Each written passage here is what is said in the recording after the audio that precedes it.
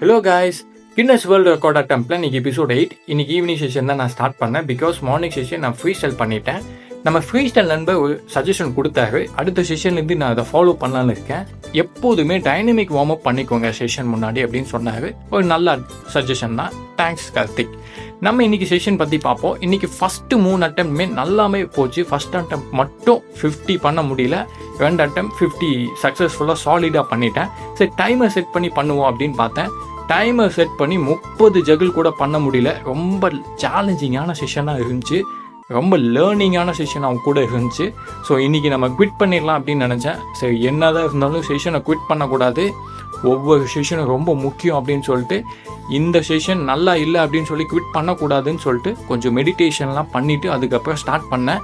2 அட்டம்ப்ட்லேயே என்னால் 90 டச் பண்ண முடிஞ்சுது. ஸோ இன்றைக்கி ரொம்ப சேலஞ்சிங் அண்ட் லேர்னிங்கான செஷன் தான். அடுத்த வீடியோவில் பார்க்குறேன். பாய்.